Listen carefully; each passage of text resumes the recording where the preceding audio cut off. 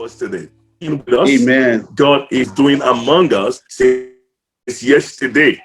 And what a blessing to hear the word from God's servant, my dear brother Aki again. Thank God for Pastor Wale, Pastor Godsent, and all the rest of the great, wonderful ministers and faithful workers in the vineyard of the Lord.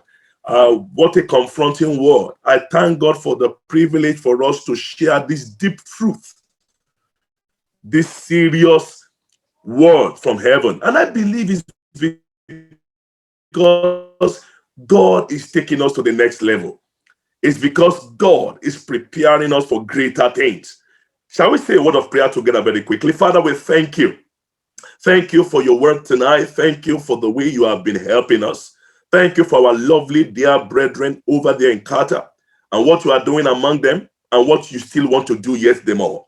And Lord Jesus, today we are just taking a step further with the things you have taught us, the things you have shown unto us.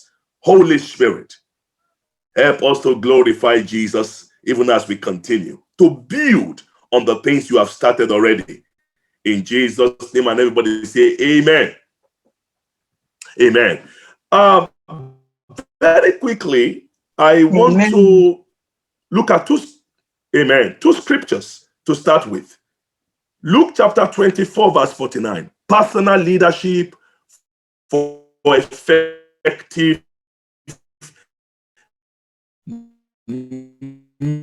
ministry. Personal leadership for effective ministry. One of the things I've thought in one capacity, don't have people, workers, ministers,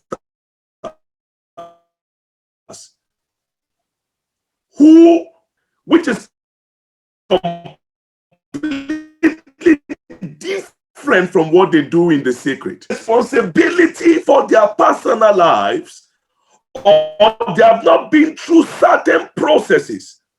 And that's why we see a lot of casualty in ministry. We have not encountered certain things with God privately.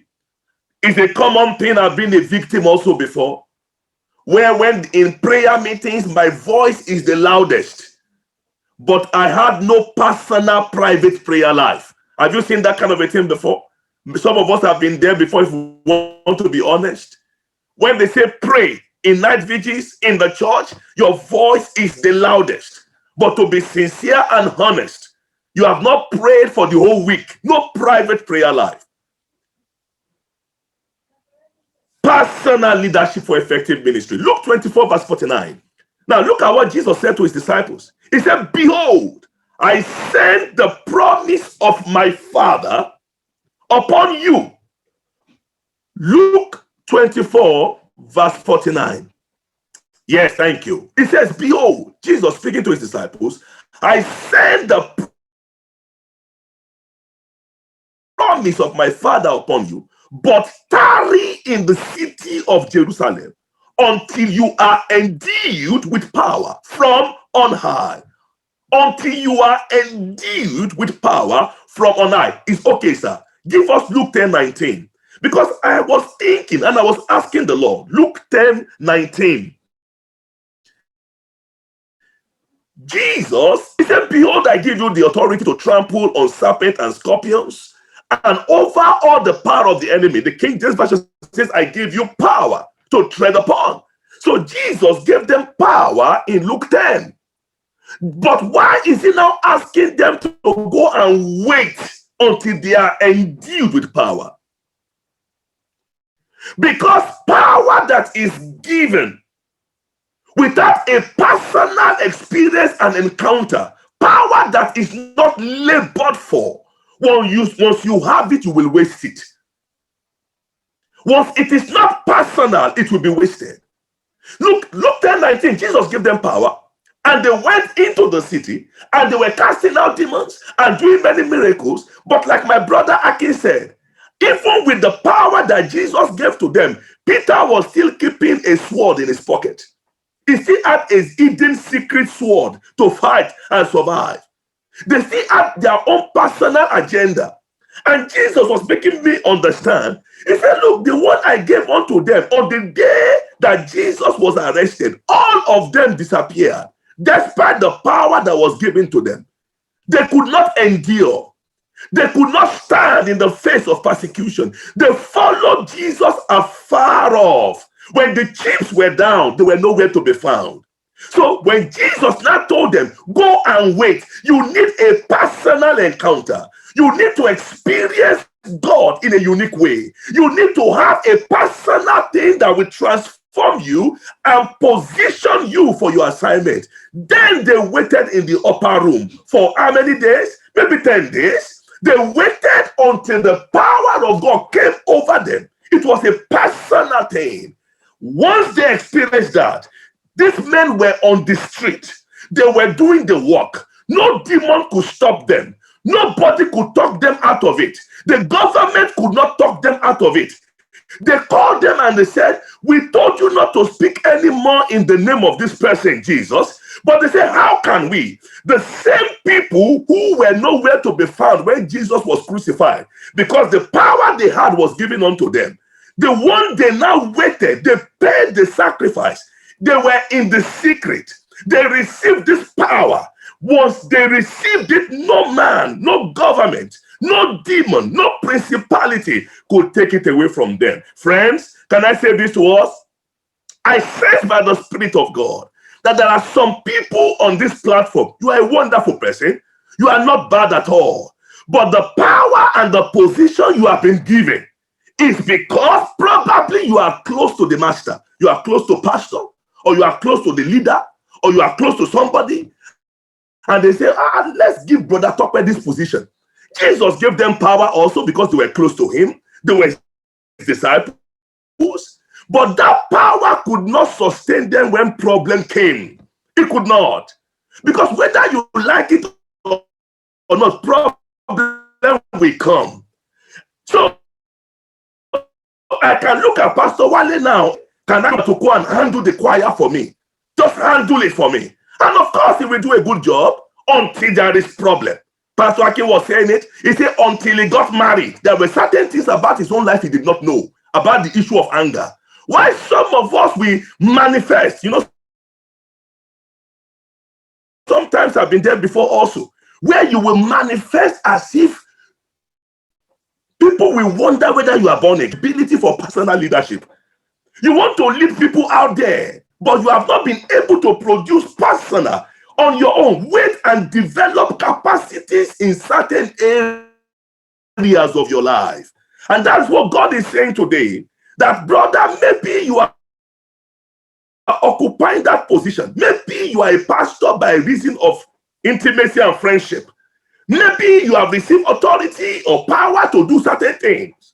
The call today is that you will go back to your closet and say, Father, I am lagging behind in certain areas of my life.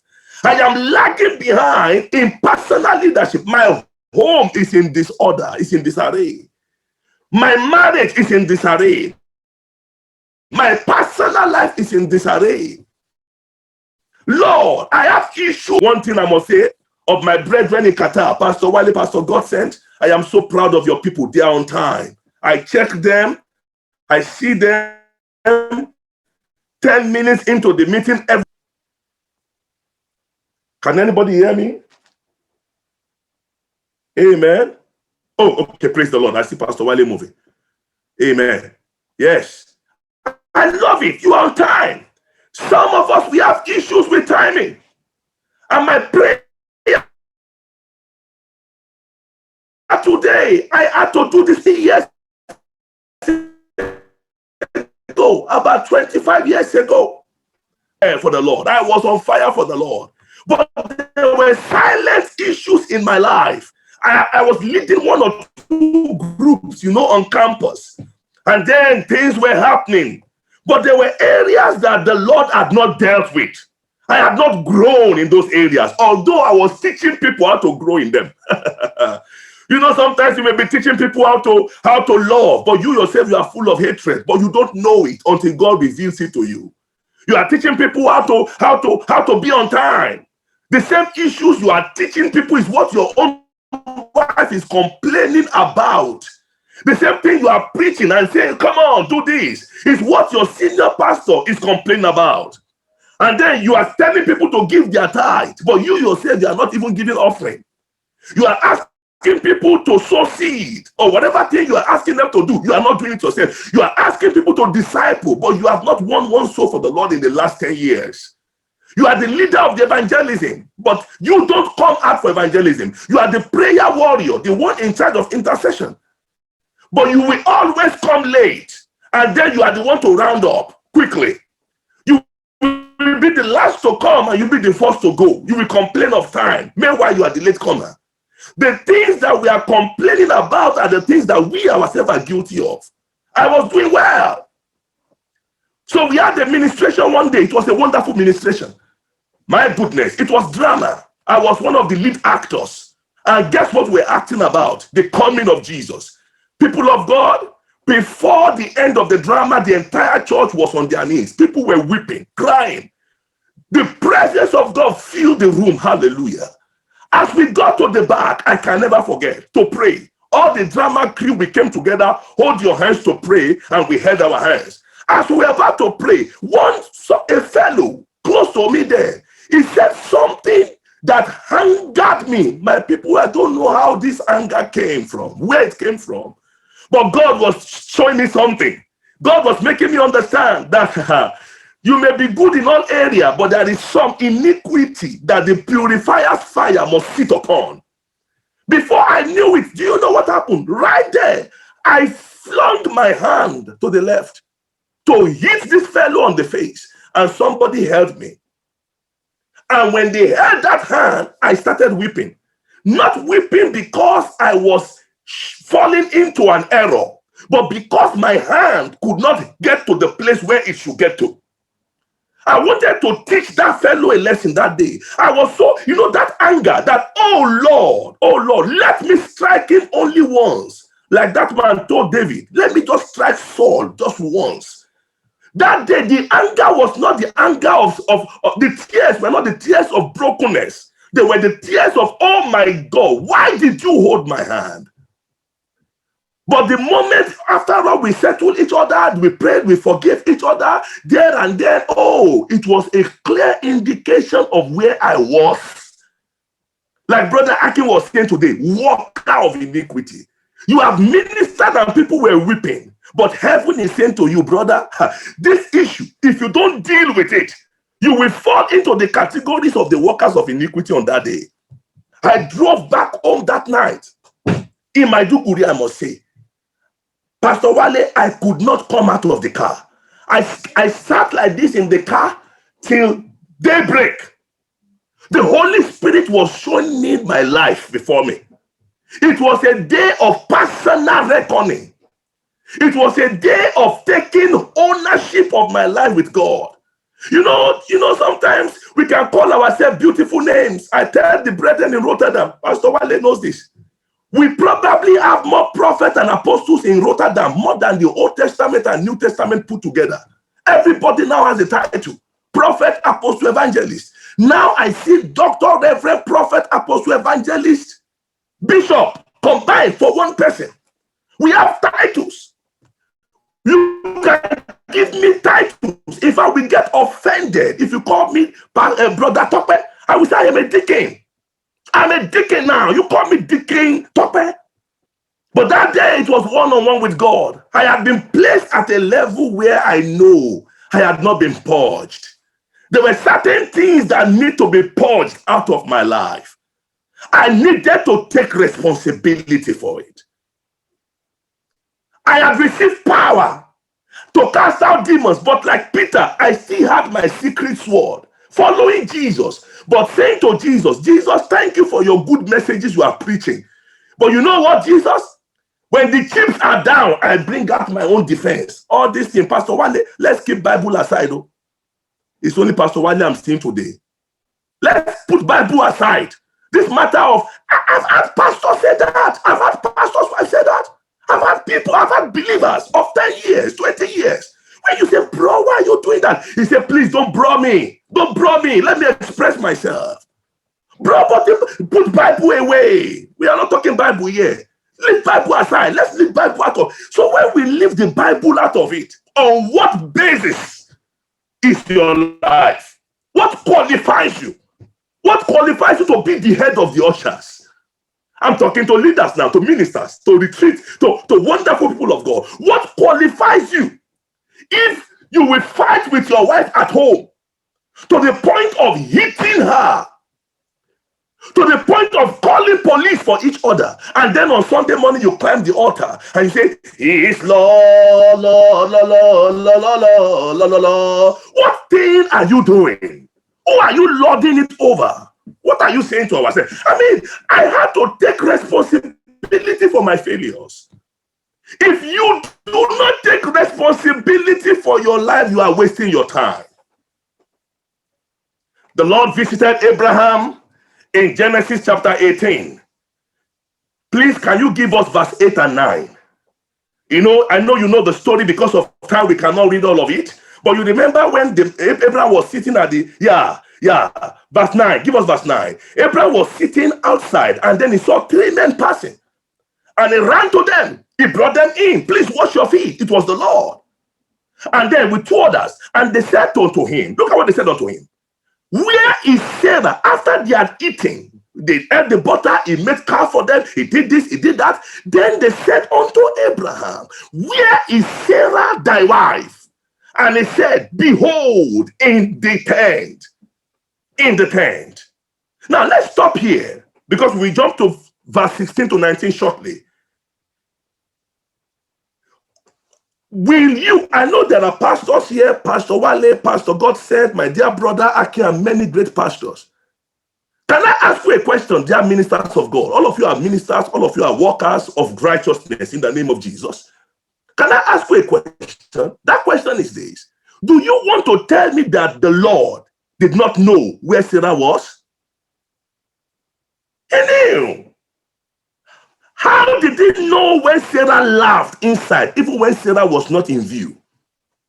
He knew where Sarah was, but he wanted to confirm yet again. Abraham, are you responsible at home? Can you give account of the precise location of your wife? Do you know what the state? It was a spiritual checkup. Have you taken responsibility for your family? We are here to confirm. Before the promise of Isaac was made, they asked Abraham first, where is Sarah, your wife? Where is she? Many of us don't even know what our wives are doing. Many wives don't know what their husbands are doing. You are living apart. Even at home. Those who are saying there is no love in our church, there is no love in our church, is there love in your home? No, let's ask questions. Because if there is no love in your home, then you are coming to church to say that God wants to start with that foundation. Is there love in your heart? When you see something that is missing, what do you do to put that thing in order? Personally, where is Sarah, your wife? The moment Abraham was able to account for the location of his wife, oh, she's with me in the tent. They said, by this time next year, we are going to return, and she will have her own child.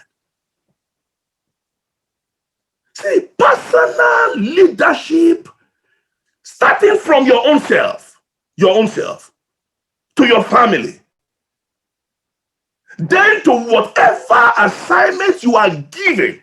Because what you do not do personally, you cannot reproduce it outside. It will fail you. You will be frustrated. When the chips are down, you will run.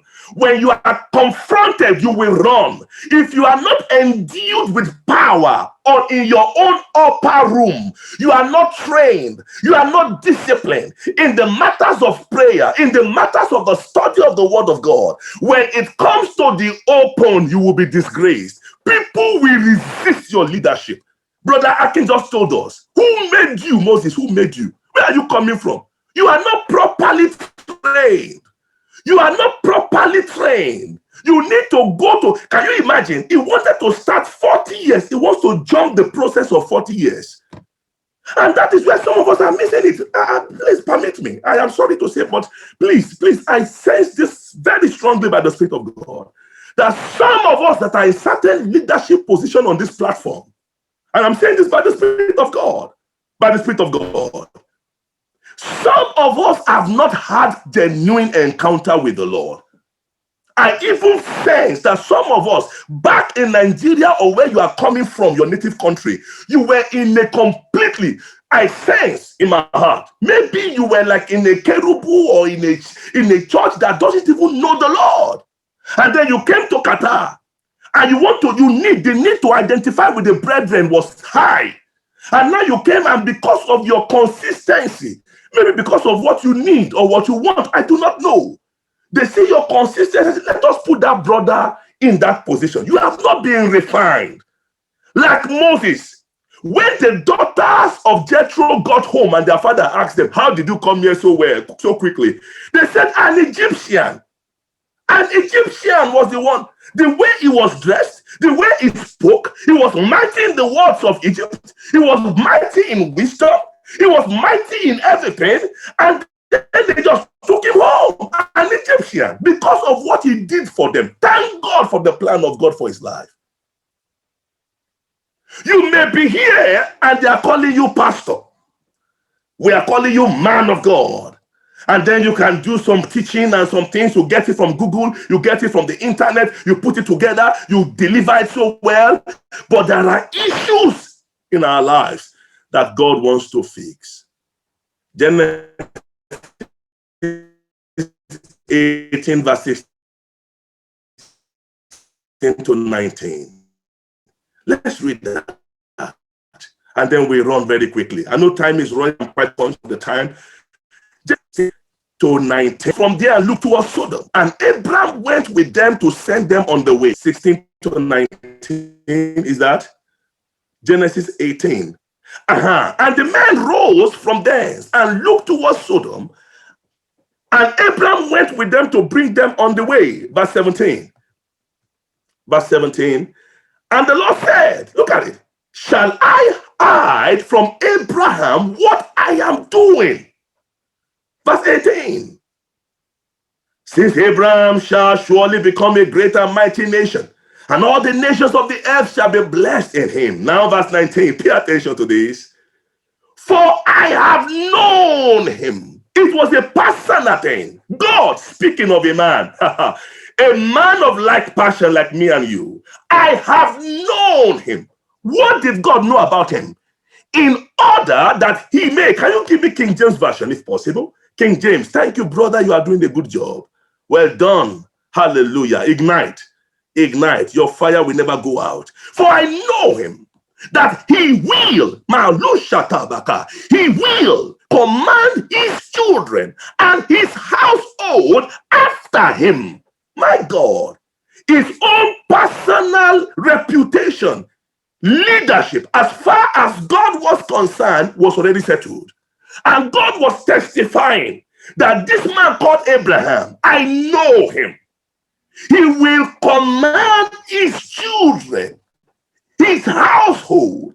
They shall keep the way of the Lord to do justice and judgment, that the Lord may bring upon Abraham that which he has spoken of him. Verse 20. Verse 20. And the Lord said, because the cry of Sodom and Gomorrah is great, let's stop here. Let's stop here. Now, this is God thinking by himself. He was living. And he said, how can I go and destroy Sodom and not tell my friend Abraham? How can I hide these things from him? Can you see that what was revealed to Abraham was based on his reputation for personal leadership? His reputation. There are things that are hidden from us. There are deep things of God that we cannot access because the way we are living our lives are so reckless. We cannot even command ourselves. We cannot even have a discipline of 30 minutes of prayer daily. A discipline of 10 minutes daily. If God is to put our lives out there, what will he say? Brothers, every man will stand by their sacrifice. Every man.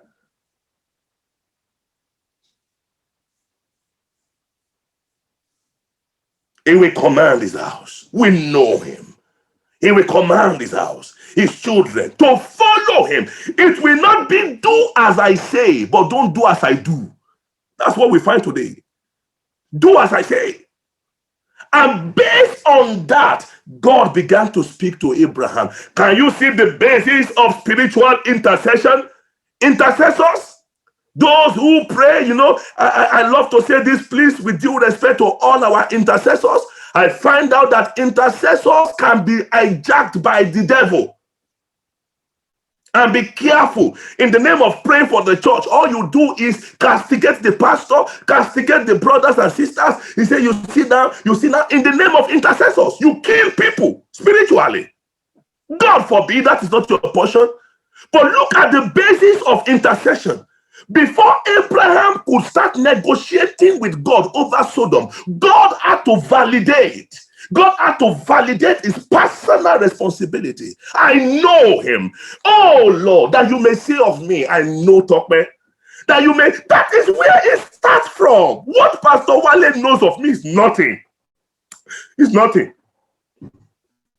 It's nothing.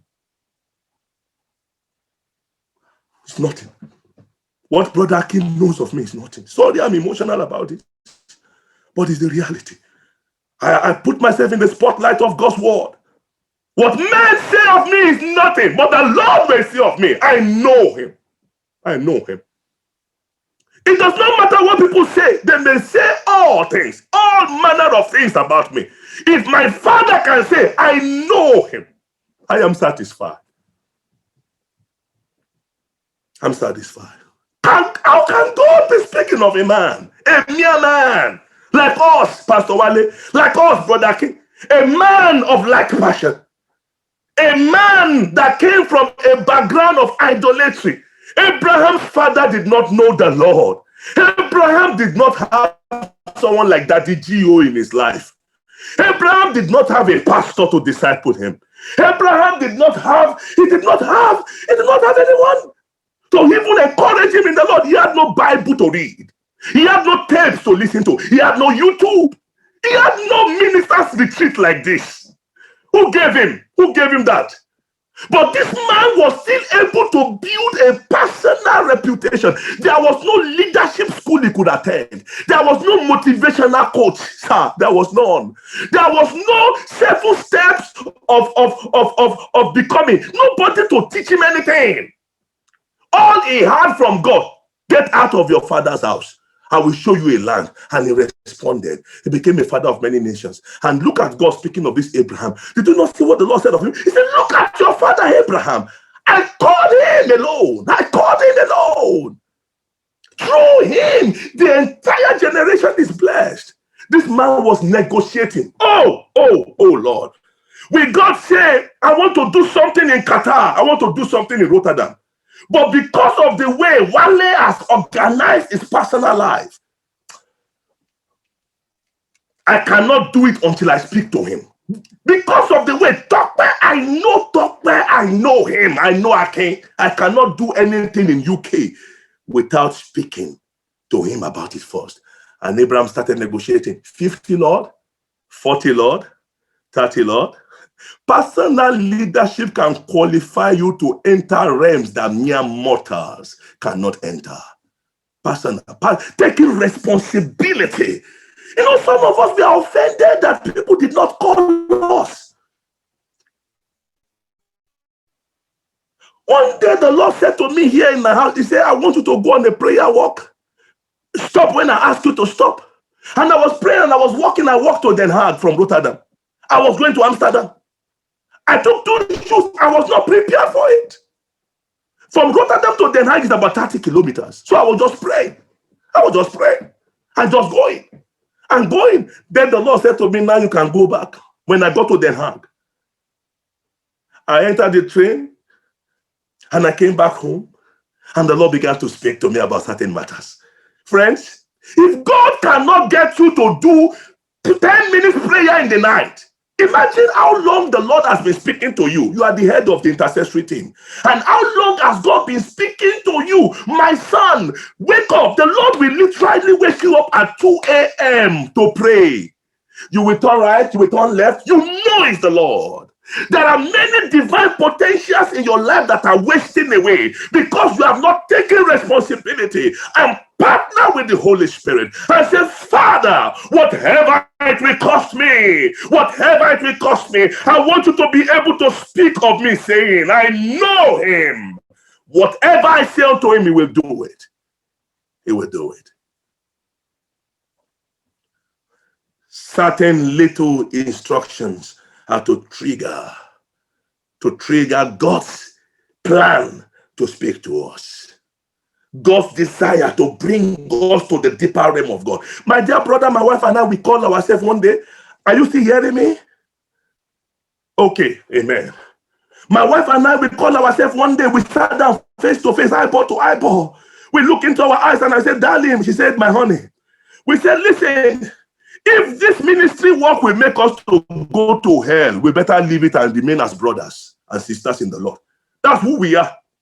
Because there were certain things that you will not do, even as a normal. You find out that there were things that you will confront before, brother. When you were a student, when you were not a full-time pastor in charge of any ministry, you see things going wrong, you call the person to order and say, sister, don't do that again. Now, because if you talk, they will go. They will go. Some of them will leave. We begin to make some compromises. My wife and I, we say, well, I just keep quiet because I don't want to interfere. It's not my business. It's your business. It's our business to establish the truth of the word of God and speak like Esther. If I perish, I perish. If I perish, I perish. So my wife and I, we call ourselves together and we were speaking the truth to ourselves. If Jesus comes today, what is this? What will it profit me to have 2,000 members here and only 2 of them will make it to heaven? Why not have 3? And then the 3 are with you in heaven. What is the benefit of ministering to men and neglecting that? The Bible says of Samuel, and the child Samuel ministered unto the Lord. Unto the Lord. He had one audience, the Lord. The Lord. When will you minister unto the Lord? Through your service, through your commitment, through your responsibilities, through the things that God has called you to do.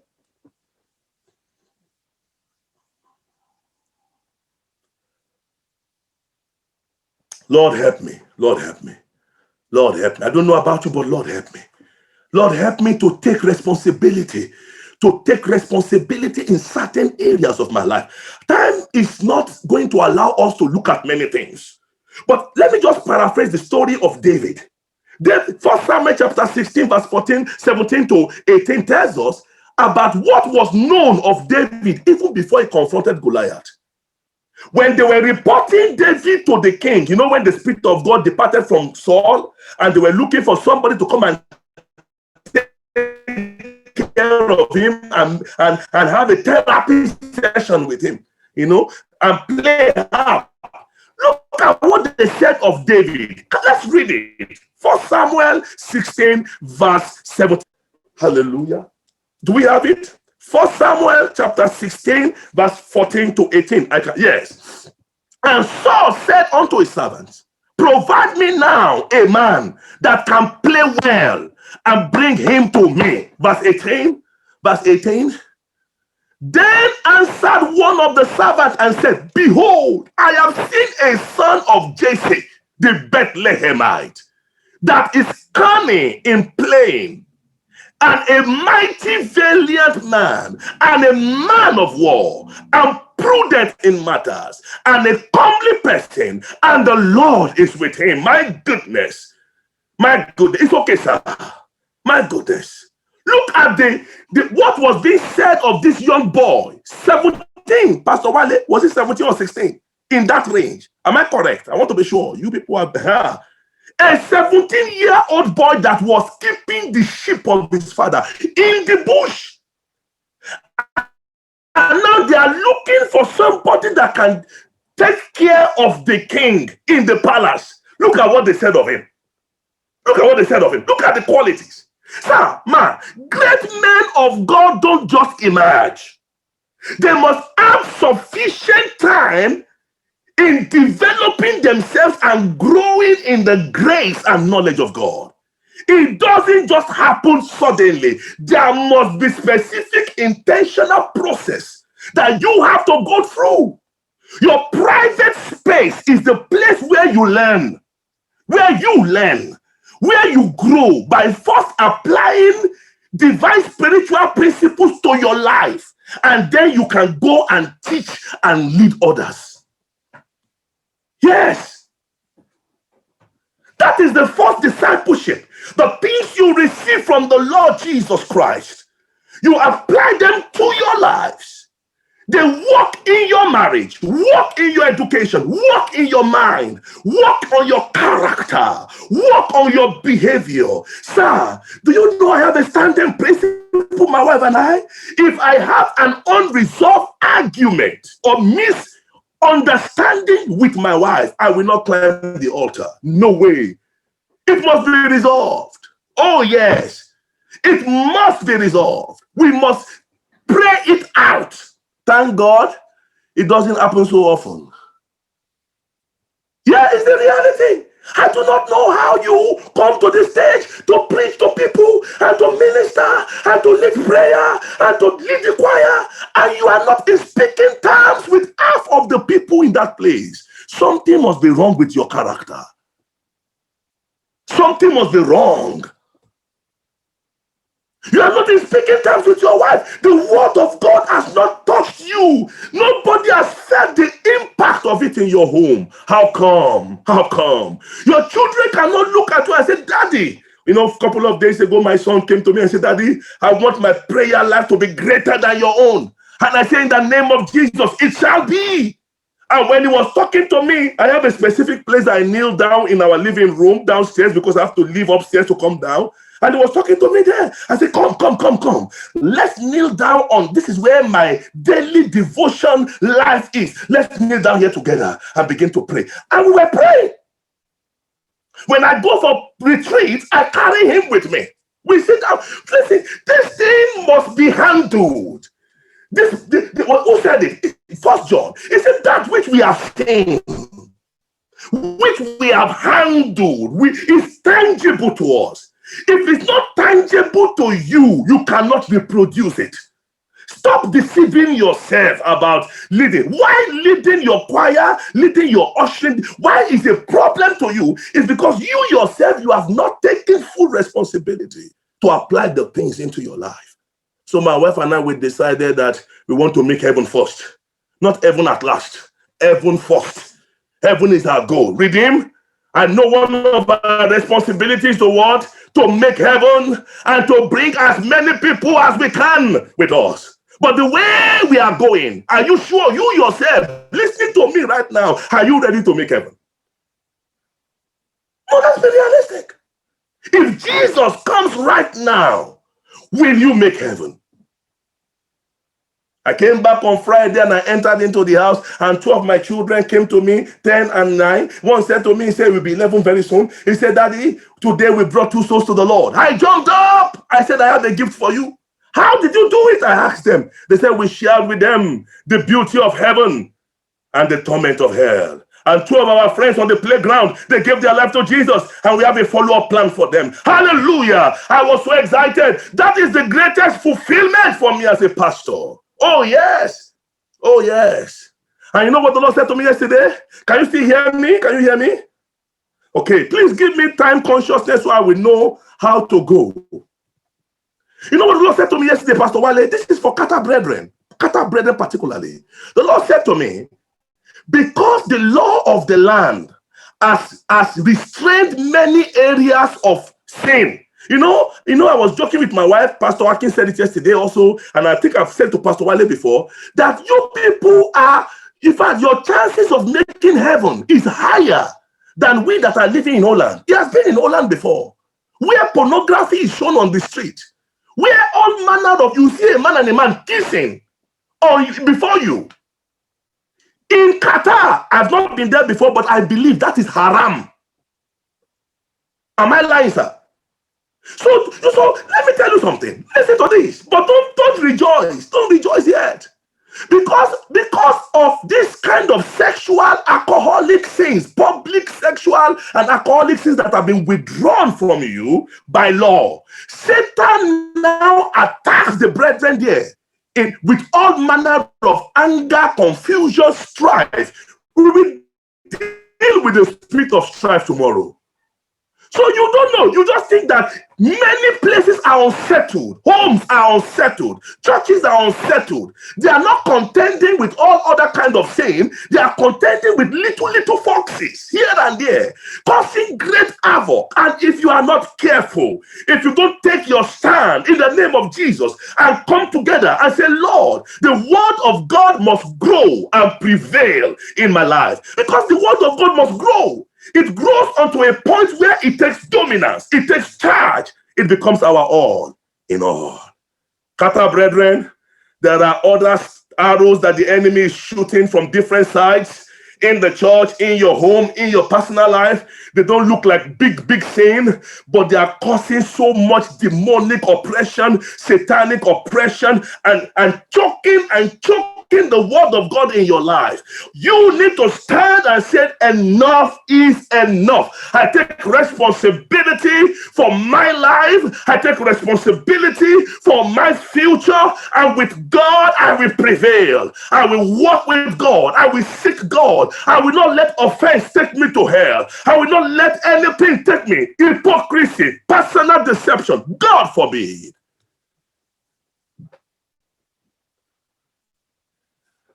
Let's begin to wind down.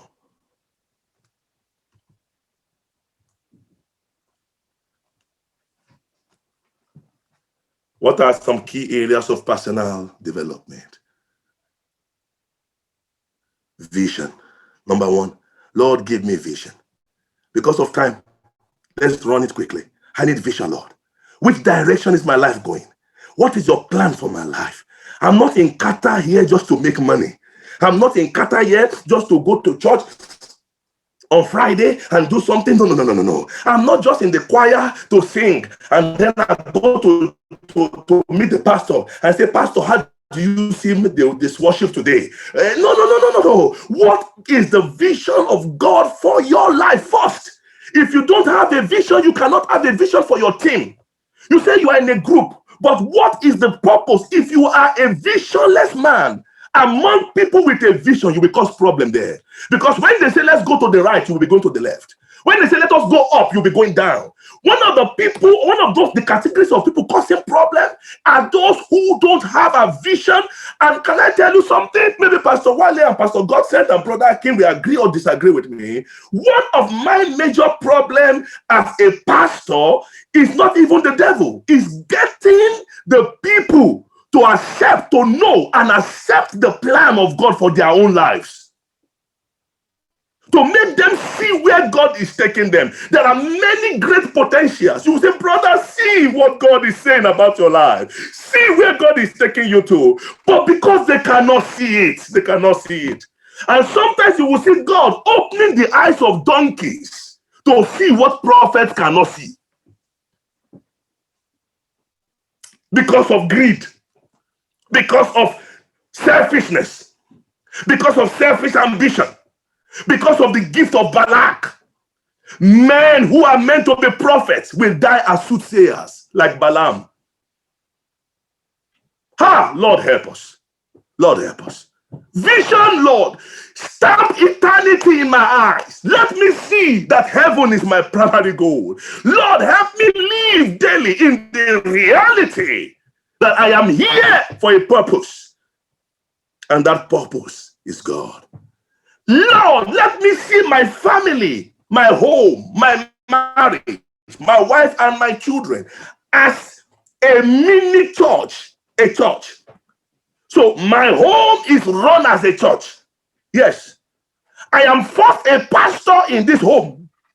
I am first a preacher in this home. I am here making disciples of my sons, my daughters, my wife, and the same. They are also making disciples of me, praying for me, supporting me as I support them, building each other up. I do not gossip my daughter to my wife. Do you do that, Pastor Awale? You gossip your daughter to your wife and say, shh, shh, shh. Do you do that? No, you don't do that. Do you gossip your wife to your daughter? A man that does that, you know something is wrong. A woman that does that, you know that the family system is ruptured. If you see, if you have that model, that my home is my church, first church, and then you take that principle to the church, you will not gossip anybody to anybody. You will not. Why will you do that? Because everybody in that team is like your brother and your sister, brothers in the faith. You will love them. The Bible says, having loved his own, he loved them till the end. Even Judas, who was there, only Jesus and Judas knew until Passover who was going to do evil. And yet, Jesus never spoke about it. Why? It was not necessary. Until the day he was going to go. I think we have 6 minutes more, if I'm correct. Please just send it to me so that we just use this time to fellowship and we round up. If you can model, if Jesus can touch you so much so that the life of Christ is reflected in your home, is made manifest in your home, that God can say, I know Tope, he will command his house after me. We will take over Qatar. We will take over Qatar. People will look at us, Pastor Wale, and they say, look at the men that turned their world upside down. Even in the persecution.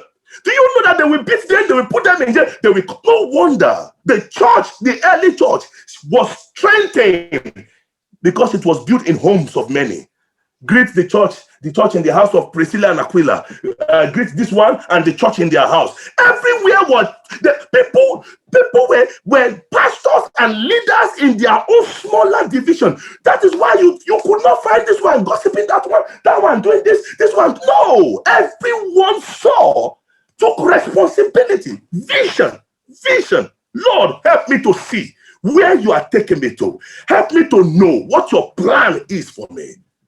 And you cannot have vision until you develop the discipline of waiting on God. Habakkuk chapter 2 verse 1 to 3. Because of time, I will read it. Look at what Habakkuk said. I will stand my watch and set myself on the rampart and watch to see what he will say to me. Can you see that? When God begins to speak to a man, that man begins to see. So vision is implanted into your heart as you hear God. In other words, what you hear from the Lord creates the vision for your life, creates the vision for your marriage. He said, I will watch to see what he will say. Hallelujah. To see what he will say. So as God begins to speak to us through Pastor Ake, through Pastor Wale, through Pastor Gossett, through the worship, through the prayer, you begin to say, through me, you begin to say, Lord, I am seeing something. As God speaks, we see. That's how we get visions in the kingdom. I will watch to see what he will say to me and what I will answer when I am corrected. Can you see that? Some of us, we are offended when we are corrected. We are offended. Next verse, because of time. Let me run to tidy up. Okay, I read it from Then the Lord answered me. Can you see that? Then the Lord answered me and said, write the vision, make it plain on tablets, that he may run who reads it. For the vision is yet for an appointed time, but at the end it will speak, and it will not lie. Though it tarries, wait for it, because it will surely come, and it will not tarry. Let's leave it there, sir. Let's leave it. Okay. Write the vision, make it plain upon the tables. As we wait upon the Lord, they that wait upon the Lord shall renew their strength. They shall mount up with wings as eagles. They shall walk, they shall not faint. Wait upon the Lord. As you wait upon the Lord, he instills the discipline in you. He installs the visions in you. He installs, nothing can move you. It doesn't matter. You become branded. You become branded. People know you. You know, there are certain things you don't come to tell me. You can't tell me. No, you can't. Because I'm already branded. My vision is heavenly, is upward. Give me, Lord, heavenly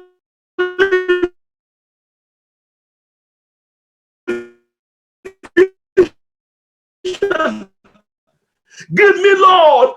One day my son came to pray for me. He said that I should sleep tonight. Visions of Christ. How we pray that everyone will see visions of God. When you wake up in the morning, you wake up strengthened and motivated by the vision of God. Time is fast spent. Shall we conclude with this? Once you receive that vision, how do you go? Make up your mind. Now, 3 things I want to say, and then we close here. Number 1, to get that vision, there must be a personal plan and resolution.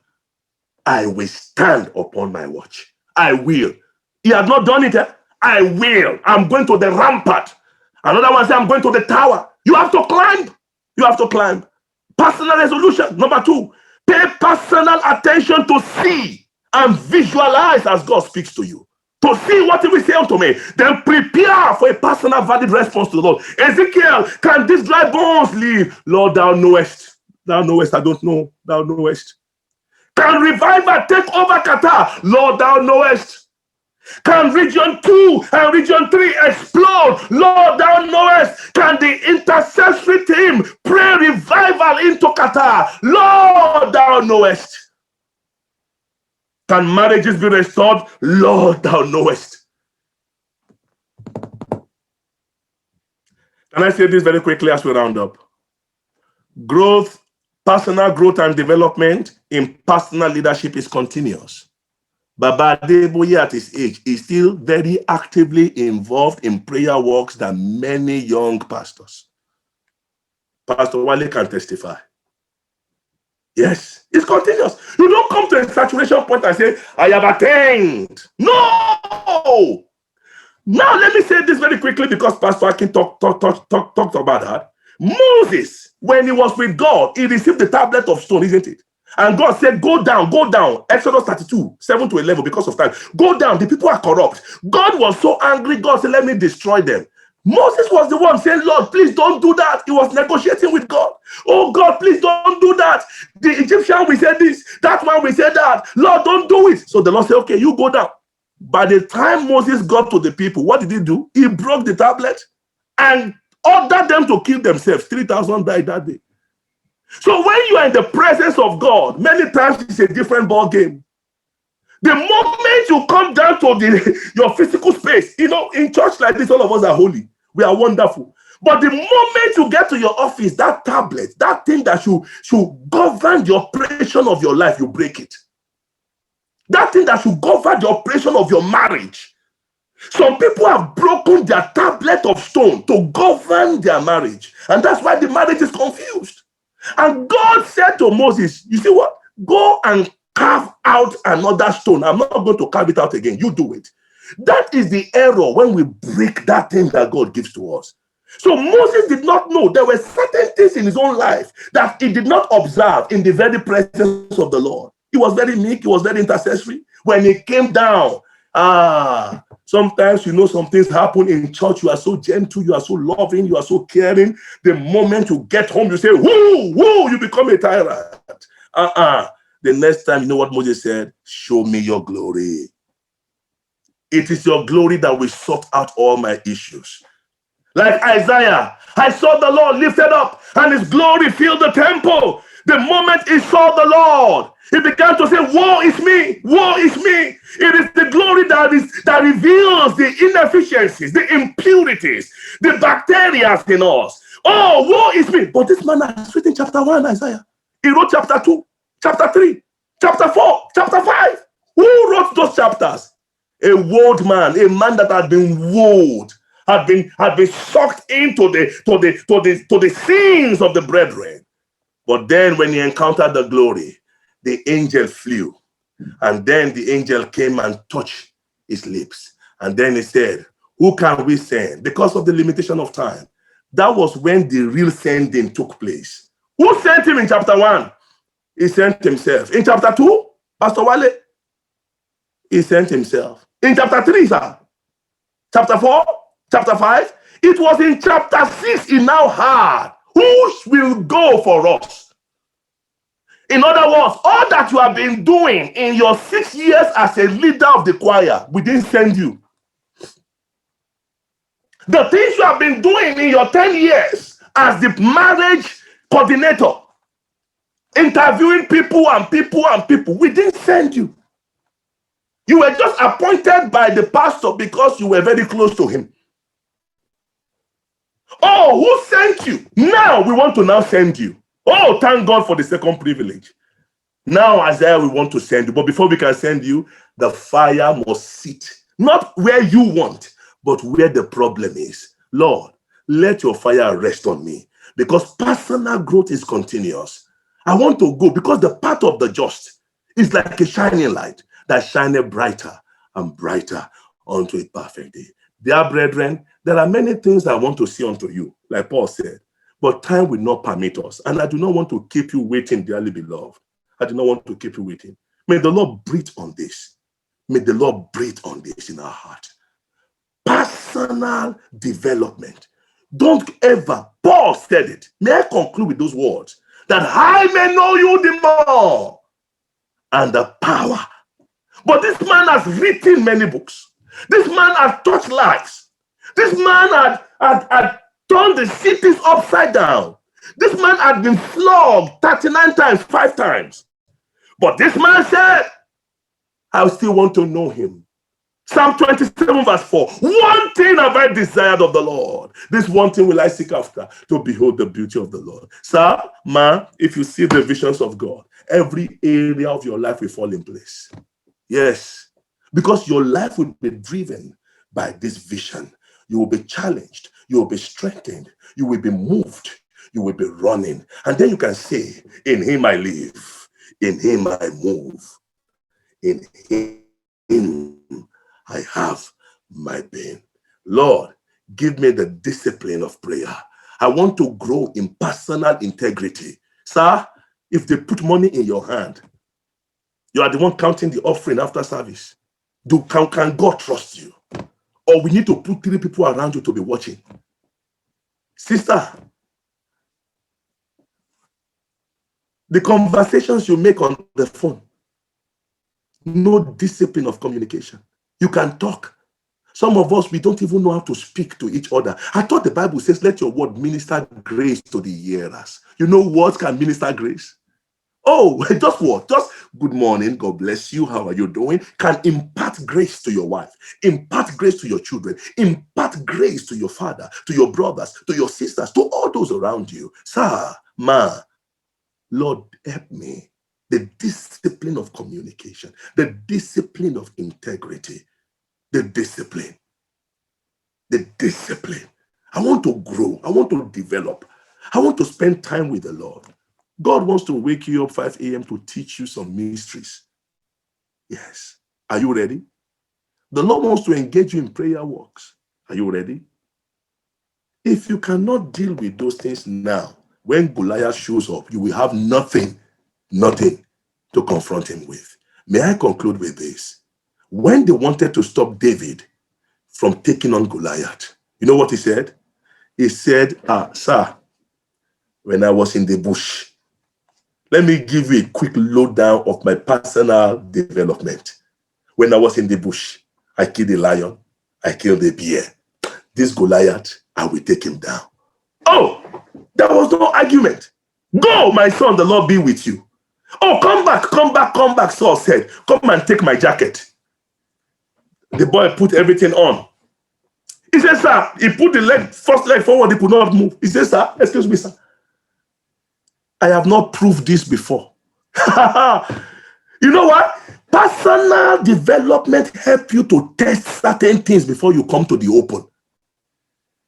So that when you are given all those things you see on the internet, all those models you see from the world, you will say, thank you very much. I have not tested this before. The one I have tested in my private space is the one I want to use. That is what God will use to bring down the Goliath.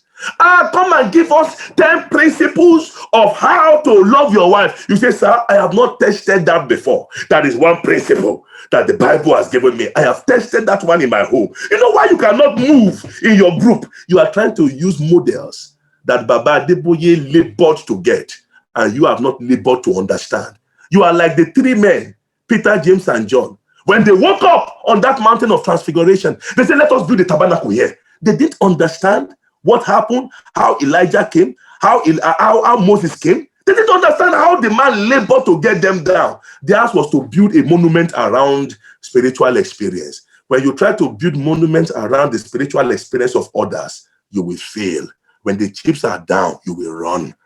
But when you encounter him yourself, and the fire on the day of Pentecost sits on you,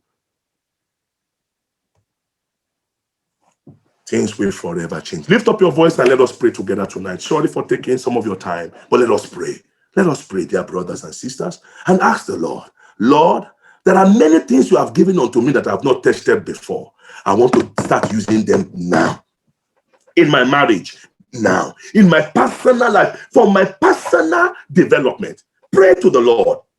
Pray to the Lord, brothers. Join me to pray. Lord, it's been up to 7 years you have been speaking to me about the need for night prayers, but I've not been doing it. But today, Lord, help me. Lord, help me. Help me. Help me. Help me. I want to model Christ. I want to grow and into the fullness of the measure of the stature of Christ. So, my Father, help me tonight. Help me tonight. Help me to develop in areas of waiting. Some of us, we don't even fast anymore. We don't fast. And God is saying, I'm calling you to a place of waiting on me. Lord, help me.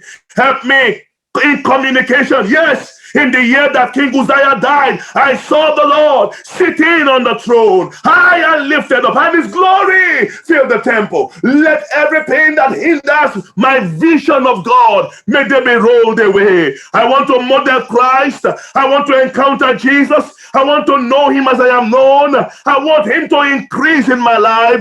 I want to decrease in every way. Lord Jesus, I want the discipline of character, the discipline of the flesh. I put my body under subjection. I want visions of God. I want discipline of integrity. I want character. I want love. I want to be holy. I want to walk in the ways of the Father. I want the Lord to say of me, I know him. I know Abimbola. I know her. I know my son. God said, I know him. I want you to pray this prayer. This is a crucial moment. Come on, talk to the Lord. Hallelujah.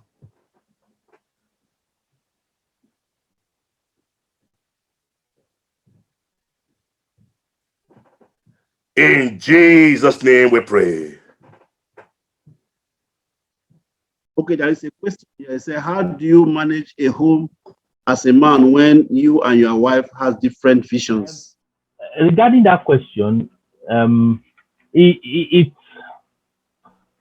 can be a foundation thing, a foundation problem. I know he's talking about a man and his wife. How I wish they had sorted this issue before they got married. How I wish. But here we are, they're already married. And what God has joined together, let's not a vision put asunder.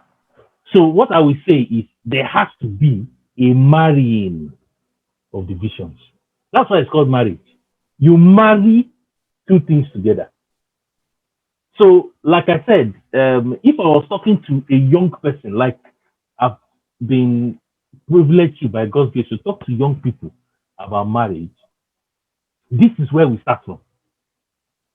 There has to be a oneness, because the Bible said, a man shall leave his father and his mother and be joined to his wife, and the two shall become one.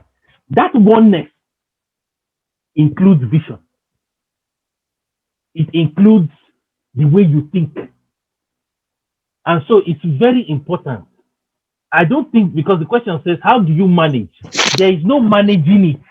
Both of you have to be on the same page. You have to see the same thing. Or else you will be having two voices. That is the meaning of the, in fact, divorce has started. Do you understand? It will be divorce, two voices, two visions. No, it has to be one. Because the Bible says the two cannot work together except they agree. So my own advice and counsel is that the two visions have to marry and become one.